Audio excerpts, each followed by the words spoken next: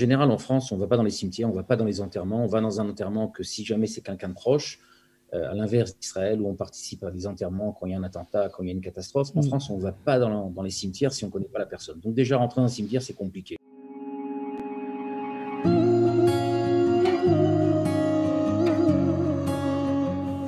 Bonjour. Parfait. Alors, on va parler un peu de la signification de ce Yom HaZikaron, comme on en parlait un peu avec Cathy. On a toujours un peu du mal à savoir comment aborder ce jour. D'un côté, c'est vrai que c'est un jour, c'est un jour triste, puisqu'on se souvient des personnes qui sont mortes, on se souvient aussi des victimes du terrorisme. Et puis, d'un autre côté, de ce Yom HaZikaron, on passe à Yom Ha'atzmaut, qui est vraiment là le jour de la joie, de l'espoir. Et c'est en fait une atmosphère un peu mitigée. Alors, comment aborder ce jour de Yom HaZikaron, David? Tout d'abord, c'est encore plus difficile pour le public francophone parce que, on va dire comme ça, dans la communauté juive, on est un petit peu fermé à tout ce qui est cérémonial, tout ce qui est cérémonie, à plus forte raison cérémonie militaire. Je ne crois pas qu'il y a quelqu'un de la communauté juive de France qui a participé à une cérémonie du 11 novembre, à Mabdil, et on est un petit peu... On ne comprend pas c'est quoi cette cérémonie. Alors d'abord, la cérémonie, c'est un cadre.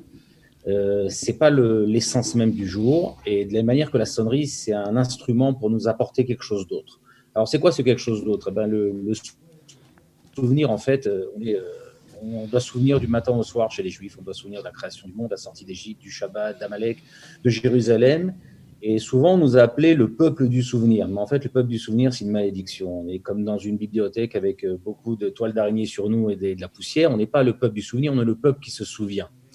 Et en fait, cette différence-là, c'est exactement ce qu'on nous demande de faire à Yom HaZikaron. Se souvenir, c'est actif. Ce n'est pas quelque chose qui appartient au passé, qui est nostalgique d'abord et qu'on essaye absolument de constamment ramener au présent sans aucun lien. En fait, le jour du souvenir, on nous demande de faire quelque chose d'actif.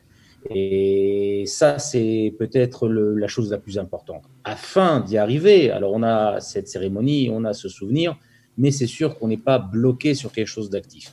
Et en fonction de ça, on peut comprendre un peu plus le lien avec Yom Ha'atzmaut le lendemain. Ce n'est pas quelque chose de séparé. On ne reste pas que collé au passé, si vous voulez. On reste aussi avec le regard sur le futur. Et on prend en fait les valeurs de ceux qui sont tombés. Et on se rappelle que ce pays, on ne l'a pas reçu, comme disait Alterman, sur un plateau d'argent. On l'a reçu avec un prix lourd qu'on a dû payer. Et ce prix-là, on s'en rappelle la veille de Yom Ha'atzmaut. D'un côté, pour se rappeler le prix qu'on a payé, et d'un côté, pour comprendre que la vie continue. Et d'ailleurs, c'est très intéressant. Toutes nos grands-mères utilisent encore, ou nos mamans, pour les gens de mon âge, encore cette expression. Un cimetière, en hébreu, c'est Bet HaChaim. Ce qui est assez paradoxal d'appeler un cimetière la maison de la vie. Mais en fait, c'est la maison de la vie qui continue. Et ce sentiment-là, il est un peu compliqué, il est un peu difficile à comprendre, parce que, encore une fois, on est basé sur le souvenir qui est quelque chose de fini, de passé. Quand on prend le souvenir de ces gens-là, et on continue un petit peu avec dans le futur. Alors, tu guides beaucoup de groupes qui viennent de France, des jeunes de France. Est-ce qu'ils comprennent ce message? Et de quelle manière tu arrives à leur faire passer ce message d'une façon pédagogique? Je pense que le meilleur, c'est de donner des exemples concrets. Okay, alors, j'ai parlé qu'on se souvenir, c'est vivre la chose au présent. Alors, comment on fait ça? Quand on rentre dans un cimetière militaire ou quand on parle, aujourd'hui, il y a beaucoup de films qui vont tourner sur les réseaux sociaux, les gens vont voir sur Internet beaucoup de films. Qu'est-ce qu'on doit en prendre? On doit prendre les choses de ces personnes qui sont parties et qu'elles continuent à vivre à travers nous. Alors d'abord, il y a une chose qui est commune à tout le monde, c'est qu'il y a une révolution à la création de l'armée d'Israël. C'est qu'aujourd'hui, on se bat. Et ça, c'est une révolution. On a toujours la question que les enfants nous posent. On arrive devant la mer Rouge à la sortie d'Égypte. On est 600 000 hommes armés et il y a 600 chars qui nous poursuivent derrière. Alors même si c'est des méga chars, ils ont 10 soldats par char. Il y a 6 000 personnes qui nous poursuivent, on est 600 000. Alors comment c'est possible qu'on ne se bat pas? Et en fait, ça me rappelle toujours l'histoire. Quand je suis arrivé en Israël, je savais que j'allais m'engager dans l'armée. Donc j'étais déjà gonflé, comme chaque petit Français qui s'engage dans l'armée, que j'allais être soldat. On a rencontré un rescapé de la Shoah qui nous racontait qu'à un moment donné, ils étaient dans un camp de transition où ils étaient des milliers d'internés juifs et il y avait à peine 20 gardiens. Et bien sûr, on leur a posé la question, mais comment c'est que vous n'êtes pas battus? Et là, il s'est énervé. Je le revois encore en face de moi en me disant, vous êtes une nouvelle génération. Vous relevez la tête, vous battez. Ça, c'est nouveau. Donc ça, c'est quelque chose qu'on prend tous ces soldats. Il y a un courage qui est né, qui n'existait pas pendant des milliers d'années. Et l'autre chose qu'on prend de ces soldats-là, c'est que d'un coup, on est prêt à faire quelque chose pour l'autre. Pendant 2000 ans, on a été assez égoïste. On s'est occupé de sa famille, sa communauté, maximum des gens de sa ville. Mais on ne s'est sûrement pas occupé des autres. Quand il y avait des pogroms en Pologne, les gens de Russie ne sont pas occupés. Quand il y avait l'expulsion des Juifs d'Espagne, les gens du Portugal n'ont pas aidé. Ce n'est pas qu'on ne voulait pas, mais à cause de la réalité, on était concentré sur soi-même. Et d'un coup, chaque soldat qui met des habits militaires sur lui, en fait, qu'est-ce qu'il dit? Il dit, je fais partie de quelque chose de plus grand que moi. Et je suis prêt à donner la chose la plus importante que j'ai, c'est ma vie, pour quelque chose de plus grand que soi. Et ça, c'est les choses qu'on prend avec nous à Yom HaZikaron. Et ça, c'est les choses qui sont communes à tous les soldats. Et bien sûr, ce qu'on prend, c'est de chaque personne qui est tombée, on essaye en hébreu, on dit ansacha, perpétuer. Mais comment on perpétue quelqu'un qui est parti? On prend les mêmes qualités, les mêmes vertus de ceux qui sont tombés, on essaye qu'elles continuent à vivre à travers nous, de façon vivante. Et je donne toujours un exemple très concret. Il y a un soldat que j'ai pris quelque chose de lui, que pratiquement je mets tous les jours en application, Dror Van Berg, Hachem Yikom Damo, qui est tombé dans l'attentat terrible de Hebron, où il y a eu les 12 soldats et civils qui sont tombés. Exactement, de la Simta. Et on a écrit un livre sur sa vie après, et on a interviewé la femme de ménage de son immeuble. Et cette femme de ménage raconte une histoire incroyable qui, pour moi, vraiment m'a marqué. Elle raconte que c'est une femme de ménage que personne ne lui parle. Quand on lui parle, c'est pour l'engueuler, pour lui dire c'est pas assez propre, c'est mouillé, etc. Elle voyait Dror Weinberg qui rentrait tous les 15 jours de l'armée avec tous ses grades, et que même s'il était, depuis 15 jours, n'était pas rentré à l'armée, il s'arrêtait quelques minutes à côté d'elle et il lui parlait. Comment ça va? Comment va la famille? Comment va les enfants? Et cette femme de ménage disait que Dror Weinberg lui redonnait un espoir dans la vie, qu'elle existait, qu'elle avait une importance. Aujourd'hui, j'ai pris ça sur moi. On a tous le gardien, celui qui nettoie, les gens, ce qu'on appelle en hébreu shkoufim, les gens qui sont transparents. Ces gens-là, ils ont besoin qu'on leur parle, ils ont besoin qu'on les approche. Le fait que moi je continue et je raconte cette histoire et j'imagine d'autres le font, Dror Weinberg, il continue à vivre à travers nous. C'est ça ce qu'on appelle. C'est très touchant ce que vous racontez, David Chawat, parce qu'on a eu l'occasion de parler, en tout cas, j'ai eu l'occasion de parler à Brigitte Milo, la maman de Nadav Milo Zichrono Livracha, qui disait que c'est dans les petites choses qu'on reconnaît un grand homme. Et elle parlait de son fils et elle disait qu'il mettait beaucoup de soin à faire chaque chose. Si c'était faire la vaisselle, ça paraît complètement anodin. Eh bien, c'était bien fait. Chaque chose qu'il faisait, c'était quelque chose où il mettait du soin. Je voudrais revenir quand même, David, à quelque chose. Moi, Brigitte, sur Nadav Milo, le Ramatkal actuel, le chef d'état-major, a dit que c'est l'officier qu'il a pris comme exemple pour toujours instruire les autres officiers. Et justement, cette chose-là, il a pris ça comme exemple. C'est intéressant de tous les gens qu'il a connus et qui sont tombés. Il a pris justement Nadav Milo pour justement cette réalisation, comme vous dites, quelque chose qu'on prend avec nous et qu'on peut prendre tous les jours avec nous. Je voudrais revenir, David, sur l'éducation, sur la pédagogie, parce que c'est quelque chose qui te tient à cœur, et plus particulièrement sur la génération qu'on connaît en France, une génération qui, plus une génération des écrans, une génération qui est un peu plus, on va dire... Plus gâtée, une génération plus gâtée, plus tout gâtée, simplement. plus personnelle, qui ne pense pas tout le temps aux autres. Comment on fait pour... Alors, tu nous l'as expliqué, on parle, on donne des exemples, etc. Mais est-ce que on arrive quand même à des résultats? C'est-à-dire, est-ce qu'ils arrivent à faire ce changement de mentalité et comment ce changement de mentalité s'effectue? C'est une très bonne question parce que, tout d'abord, rentrer un jeune de France dans un cimetière, c'est quelque chose de très, très compliqué. En général, en France, on ne va pas dans les cimetières, on ne va pas dans les enterrements. On va dans un enterrement que si jamais c'est quelqu'un de proche, à l'inverse d'Israël, où on participe à des enterrements quand il y a un attentat, quand il y a une catastrophe. En France, on ne va pas dans les cimetières si on ne connaît pas la personne. Donc déjà, rentrer dans un cimetière, c'est compliqué. Deuxièmement, pourquoi on parle de mort?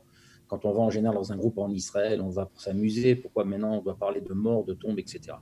Et de façon très, très impressionnante, et je peux dire ça, on va dire, à 100% des groupes, et n'importe quel groupe que c'est, que ce soit des groupes qui sont des gens qui sont plus éduqués, un peu plus âgés, un peu plus jeunes, le moment où ils vont tous raconter qui a changé leur vie personnelle, c'est la sortie d'un coup du cimetière de Har Herzl. Et la raison, elle est simple. Parce qu'ils découvrent quelque chose d'incroyable. C'est que ils sont pas seuls. Ils sont pas un juif isolé dans un monde. Ils font partie de quelque chose qui est beaucoup plus grand qu'eux. Et on va dire, je commence toujours par l'histoire qui est rentrée, on va dire comme ça, dans l'histoire d'Israël, mais les gens ne comprennent pas pourquoi. L'histoire d'Entebbe. L'histoire d'Entebbe, c'est vrai que c'est une opération incroyable militairement, mais il y a quelque chose de plus grand que ça.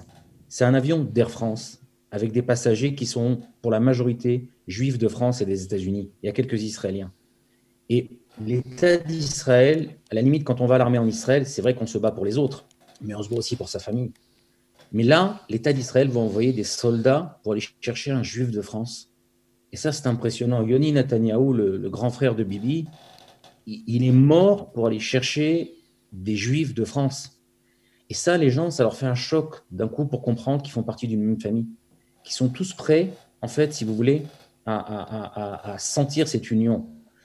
Quand on raconte l'histoire de Max Steinberg, c'est le moment en général j'ai du mal à finir mes phrases. Et même maintenant que je vous parle, j'ai la chair de poule. Max Steinberg est un soldat qui est ce qu'on appelle un Chayal Boded. Il vient des États-Unis, il a grandi dans une très belle maison à Los Angeles. Ses parents ne sont jamais partis en Israël, pas pour des raisons de moyens, parce que ça ne les intéressait pas. Il est tombé à Gaza. Et à son enterrement, quelqu'un a eu une très bonne idée de dire c'est un soldat isolé, venez à son enterrement. Et là, ses parents ont hésité, ils voulaient l'enterrer aux États-Unis. Et ça leur a dit écoutez, c'est compliqué, enterrez-le en Israël, prenez-le au bout de 7 jours, 30 jours, mais au moins enterrez-le en Israël. C'est ce qu'ils ont compté faire. Et quand vous voyez, il rentre dans le cimetière militaire, il voit des dizaines de milliers de personnes, il dit mais qu'est-ce qui se passe? C'est un enterrement. Il dit non, c'est pour votre fils. Et quand on interviewe les gens, on leur dit mais pourquoi vous êtes venus là-bas? C'est comme mon fils. Et il dira, le père à l'enterrement, il dira on a compris que sa place est ici. On a compris que c'est la première fois qu'il vient en Israël, et la première qu'il vient en Israël, c'est sur la tombe de son fils. Il dit on a compris qu'on est un peuple. Il va parler en anglais, il ne sait pas parler l'anglais, il ne sait pas parler l'hébreu. Mais il va finir, les 3 derniers mots qu'il va finir, il va les finir, on peut le voir sur YouTube, c'est très très impressionnant. Il va finir devant la tombe de son fils, Am Israël Chai. C'est de ça qu'il se souvient. Et quand on sort de ce cimetière militaire, on ne regarde pas que la mort des gens qui sont tombés. On regarde qu'on fait partie d'un peuple. Et que ces mêmes soldats-là, eux, tous les matins, quand ils se lèvent, ils mettent des habits militaires. Ils disent « Je suis prêt à donner le maximum pour les autres ». Et ça, c'est un énorme chamboulement. J'oserais dire qu'il y a beaucoup, beaucoup de personnes, pas qu'avec moi, mais qu'avec beaucoup de groupes, qui ont décidé de faire leur alia ou de s'engager à l'armée après une visite au Har Herzl. Et ce n'est pas parce qu'ils se sentent des grands héros en mettant des habits militaires et qu'ils vont faire Rambo, parce que quand on voit quelqu'un où il y a écrit « à 20 ans, il est mort », c'est peut-être pas le moment le plus sympathique pour décider de s'engager à l'armée. Mais justement, pour avoir la chance de cette responsabilité. Et les gens, quand ils sortent, comme on dit, on parle toujours de, on va dire comme ça, de génération d'écran, mais il y a quelque chose qui est à l'intérieur de nous-mêmes. Et je me rappelle peut-être une histoire de quelqu'un qui était très très fermé sur le côté militaire. Une fille qui ne voulait pas absolument rentrer dans un cimetière, elle dit c'est la guerre, c'est pas bien, etc. Et elle est restée à côté, elle ne voulait pas absolument se mêler. Et d'un coup, quand j'ai raconté cette histoire de Max Steinberg, elle a compris qu'en fait, que la réalité qu'on apprenait du souvenir de ceux qui sont tombés, c'est pas la réalité de la mort, on n'a pas le culte des morts, mais c'est le culte de la vie. Et là, d'un coup, tout a changé chez elle. Elle a décidé justement qu'elle était prête à écouter. Pourquoi? Parce qu'elle a compris qu'on ne faisait pas le culte de la mort, on ne fait pas le culte de la guerre. Et d'ailleurs, le symbole de Tsahal, il y a une épée et il y a une feuille d'olivier. Mais non, la feuille d'olivier, elle est sur l'épée et pas l'inverse. On espère qu'un jour, on pourra éviter de faire des guerres. Enfin, comme disait un rave qui n'est pas vraiment très, très extrémiste, le Rav Yoel Ben-Nun, même quand le loup vivra avec l'agneau, je préfère quand même être le loup. Donc pour l'instant, manifestement, pour les prochaines années, je ne pense pas qu'on va devoir ne pas pouvoir se passer de l'armée, mais c'est notre but. Et quand les jeunes entendent ça, pour eux, c'est un chamboulement total. Parce que justement, ils sont concentrés sur eux-mêmes. D'un coup, ils s'aperçoivent qu'ils appartiennent à quelque chose de beaucoup plus grand qu'eux. C'est ça qui les chamboule. Alors, vous travaillez à la Chavaya israélite, à l'expérience israélienne, David Chawat. Est-ce que vous avez l'occasion de parler peut-être avec des mamans qui ont envie de faire leur alia, qui sont mamans de garçons et qui sont un peu terrorisées à cause des risques que ça peut comporter pour eux, pour leur fils? Je vous avoue que moi, j'ai une mère juive, de surplus une mère tunisienne. Vous dire que quand j'ai décidé d'aller à l'armée, ma mère a bien dormi. Non. Je me rappelle très bien, on était au Liban dans notre service militaire pendant 4 mois. On n'a bien sûr pas dit à notre maman qu'on était au Liban. Tout d'abord, c'est normal qu'une mère a peur pour son enfant. C'est logique, c'est normal. Que ce soit une mère de France, que ce soit une mère qui habite en Israël, c'est normal, c'est logique. Je veux dire, si elle, à la limite, elle dirait à son enfant, vas-y, il n'y a pas de problème, c'est à ce moment-là, peut-être qu'on aurait, qu'on aurait des problèmes, quoi. Mais il n'y a pas le choix. Et c'est ça qu'il faut comprendre. Quand on vient en Israël, on ne peut pas ne faire le choix de ne pas être associé à ça. Alors, ça a un prix. Oui, ça a un prix, mais tout a un prix. Je pourrais dire, en fait, que si on regarde ça à la vie en général, dès qu'on passe une étape, dès qu'on veut quelque chose de plus grand, ça a un prix. On décide de faire des études, ben, ça a un prix, on doit sacrifier quelques années pour pouvoir faire des études. On décide de se marier, ben, on doit sacrifier sa vie de célibat pour se marier et construire quelque chose de plus grand. On veut avoir des enfants, ben, on sacrifie, entre guillemets, encore une fois, toujours, cette vie sans enfants pour avoir quelque chose de plus grand. On décide de faire ça à l'IA, on rentre dans un monde avec quelque chose de plus grand. On a une autre vie. Je pense que chaque Israélien ou chaque Olé Hadash, quand il arrive en Israël, il sent ce moment. Comme disait Daniel, comme dit tout le temps d'ailleurs Daniel Haïk, il dit « Je suis venu en Israël pour ces 2 minutes de silence ». La minute de silence de Yom Ha'atzmaut où on a 6,5 millions de juifs qui s'arrêtent et pour se dire qu'on est ensemble. Et le moment de silence quand à Shavuot, au Kotel, tout le monde s'arrête en même temps à la prière du Nez dans le monde entier pour prier au même moment. Ce sentiment d'appartenance à quelque chose de grand, il a un prix. De la même manière qu'on prend un prix à payer. Est-ce qu'on veut mourir? On ne veut pas mourir. Mais je pense que ne pas décider de faire ça à l'IA pour des raisons de sécurité, c'est compliqué. Maintenant, je vais dire quelque chose de pas du tout politique. Et on terminera avec ça. On va terminer parce qu'on a un programme chargé ce matin, David. Alors avec ça, si quelqu'un dit en Israël, je fais ma alia pour des raisons de sécurité parce que c'est dangereux en France, il se trompe. C'est beaucoup plus dangereux en Israël. Ça ne veut pas dire qu'on cherche le danger, mais, et peut-être finir là-dessus, le Yom HaZikaron ne s'arrête pas là. Le Yom HaZikaron, il a une transition, il passe à Yom Ha'atzmaut. Et on est prêt à prendre le risque pour profiter de ce pays, ce magnifique cadeau qu'on a reçu il y a 70 ans, il y a 72 ans. 72 ans aujourd'hui. Merci beaucoup, David. Merci beaucoup, David. David. À bientôt.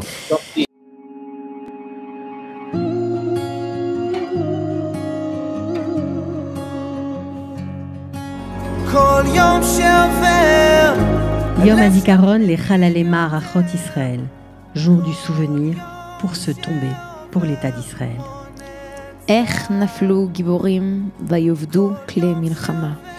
Comme ils sont tombés ces vaillants et perdus ces armes de guerre.